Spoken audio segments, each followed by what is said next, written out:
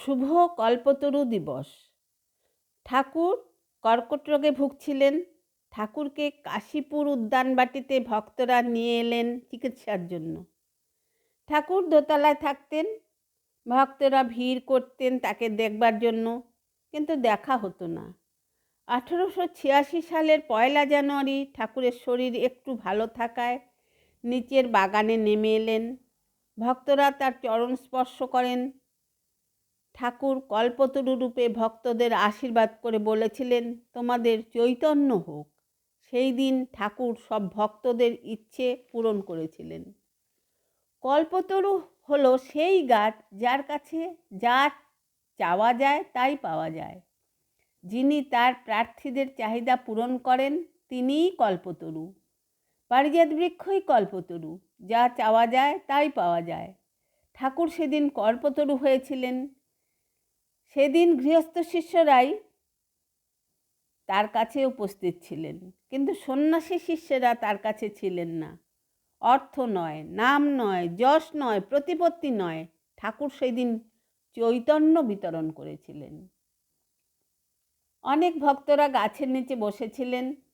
ঠাকুর গিরিশচন্দ্রকে বললেন, গিরিশ, তুমি যে আমার অবতারত্ব সম্বন্ধে বলে বেড়াও, তা তুমি আমার সম্বন্ধে কি দেখেছ ও কি বুঝেছ? গিরিশ করজোরে গদগদ স্বরে বলে উঠল, ব্যাস বাল্মীকি জারিয়ত্তা করতে পারে নাই, আমি তার সম্বন্ধে অধিকার কি বলতে পারি? উত্তর শুনে ঠাকুর মুগ্ধ হলেন। ঠাকুর ভাবাবিষ্ট হয়ে আছেন। সকলে ঠাকুরের কর্কট রোগের কথা ভুলল।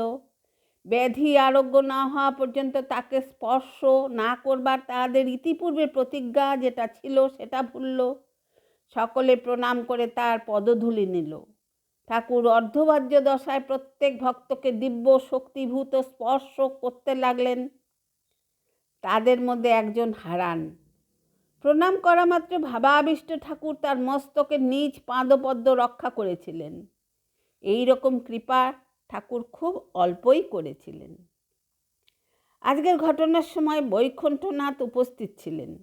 সে ভক্তিভরে ঠাকুরকে প্রণাম করে বললেও, মহাশয়, আমায় কৃপা করুন। ঠাকুর বললেন, তোমার তো সব হয়ে গেছে। বৈকুণ্ঠ বলল, আপনি যখন বলছেন হয়ে গেছে তখন নিশ্চয়ই হয়ে গেছে, কিন্তু আমি যাতে তার অল্প বিস্তর বুঝতে পারি তার ব্যবস্থা করে দিন। ঠাকুর বললেন, আচ্ছা। তখন বৈকুণ্ঠের ভাবান্তর হলো।